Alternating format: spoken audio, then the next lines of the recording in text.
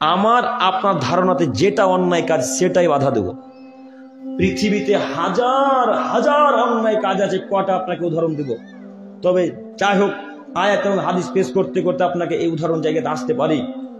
তার আগেও আপনাকে আমি অনুরোধ করে বলতে চাইছি যে আপনার ধারণাতে যেটা খারাপ কাজ, আপনার ধারণাতে যেটা খারাপ কাজ যদি চোখের সামনে কেউ করে তাহলে বাধা দেবো ইনশাল্লাহ, যে কোনো মূল্যে বাধা দিব।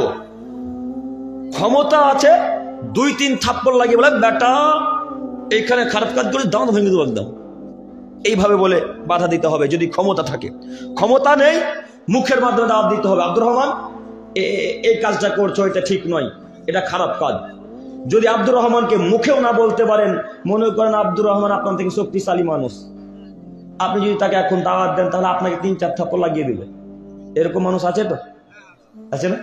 তো এরকম মানুষ যদি থাকে তাহলে ওইখানে যদি মুখের দাওয়াত দিতে না পারেন তাহলে অন্তরে ঘৃণা করে চলে আসেন, তার কাছে আর থাকবেন না, অন্তর থেকে ঘৃণা করে চলে আসবেন। এ কথা আল্লাহ নবী বলছেন যালিকা আযাফুল ঈমান, এটা হচ্ছে সব থেকে সর্বনিম্ন ঈমান, এটা সব থেকে ছোট ঈমান মুসলিমদের। কই আপনি একবার বাধা দিতে পারলেন? 2 ভাইয়ে পাশাপাশি বাড়িতে ঝগড়া লেগেছে, 2 ভাইয়ে পাশাপাশি বাড়িতে ঝগড়া লেগেছে, তো পাশে বাড়ির লোকগুলা ঝগড়া দেখে এত খুশি, মনে করছে এরা মারামারি করুক, মারামারি করবে, আমরা দেখবো, মজা পাবো।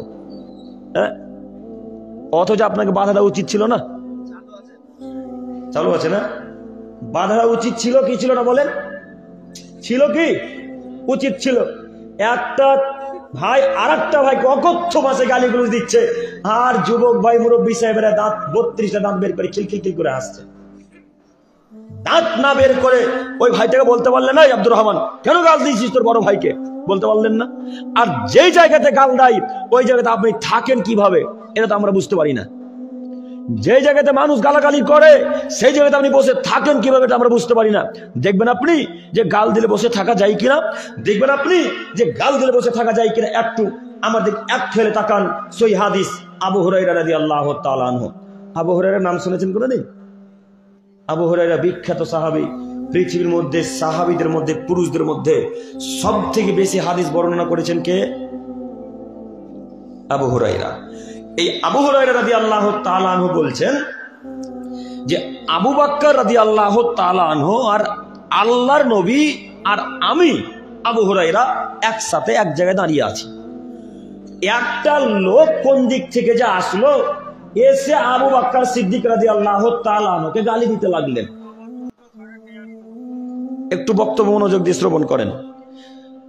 আবু হুরায়রা রাদিয়াল্লাহু তাআলা আনহু বলছেন যে আবু বকর রাদিয়াল্লাহু তাআলা আনহু আর মুহাম্মদ সাল্লাল্লাহু আলাইহি সাল্লাম আর আমি পাশাপাশি দাঁড়িয়ে আছি। তো একটা লোক হঠাৎ আসলেন, এসে আবু বকর রাদিয়াল্লাহু তাআলা আনহুকে গালি দিতে লাগলেন। তো আবু বকরকে লোকটা গালি দিচ্ছেন, তা আল্লাহ নবী চুপ করে দাঁড়িয়ে আছেন আর লোকটার দিকে দেখছেন।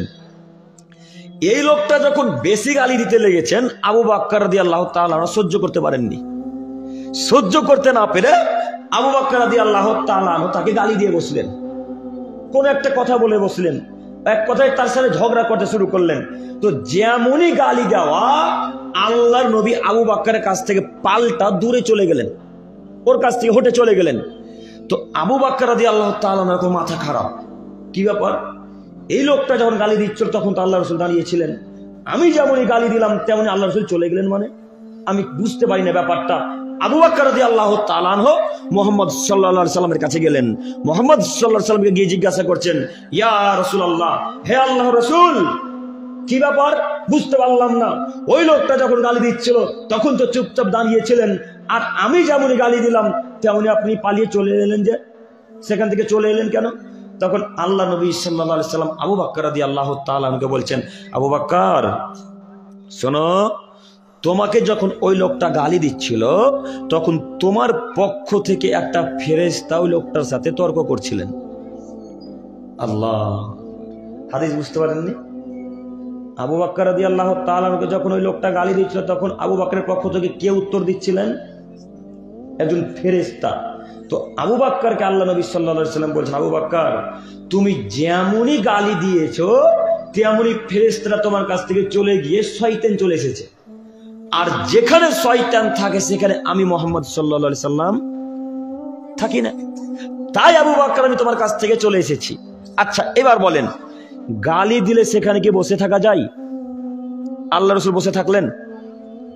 আল্লাহ নবী থাকলেন না, আপনি থাকলেন কেন?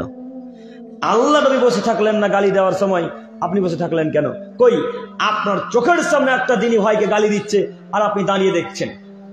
আরে ভাই, আপনি বাধা দিতে যদি না পারেন সেখান থেকে পালিয়ে চলে আসেন, কিয়ামতের মাঠে বাঁচার পথ আছে ইনশাআল্লাহ। কিয়ামতের মাঠে বাঁচার পথ আছে ইনশাআল্লাহ। আর যদি দাঁড়িয়ে দাঁড়িয়ে ওই ছেলেটাকে আরো উস্কানিমূলক কথা বলেন, আরো রাগান্বিতমূলক কথা বলেন, হাজারো মানুষ আছে যারা চায়ের দোকানে বসে থাকে শুধু পিন মারার জন্য বসে থাকে, পিন মারার জন্য। পিন বোঝেন কি? পিন বুঝতে পারছেন আপনারা না? শুধু পিন মারার জন্য বসে থাকে যে এমন একটা কথা বলে দেবো এ ওর সাথে ঝগড়া লেগে যাবে, তখন দুজনে ঝগড়া করবে, আমি বসে মজা নিব। এরকম মানুষ নাই না? আচ্ছা, তো এই লোকটাকে আসলে মুসলিম? তাহলে বলেন এবার আপনাকে আমি কি দিয়ে বুঝাবো? অথচ আল্লাহর নবী বলছেন গালি যেখানে দেয় সেখানে তোমরা থেকো না, পালিয়ে চলে এসো। আপনি সেখানে পালিয়ে আসা তো বহুদূরের কথা, সেখান থেকে উঠে চলে আসা তো বহুদূরের কথা, সেখানে থেকে আরো তাকে উৎসাহিত করছেন যে আরো গালি দে না রে, দে আরো গালি দে। বলি আমরা এই কথা না? আল্লাহ আমাদেরকে বুঝার তৌফিক দান করুক, সকলে বলি আমিন। আল্লাহ আমাদেরকে বুঝার তৌফিক দান করুক, সকলে বলি আমিন আমিন। সম্মানিত মুরব্বী সাহেব, যাই হোক, আপনাকে আমি অনুরোধ করে বলছি যে যখনই আপনি অন্যায় কাজকর্ম দেখবেন, অন্যায় কাজকর্ম আপনাকে যে কোনো মূল্যে বাধা দিতে হবে, যে কোনো মূল্যে।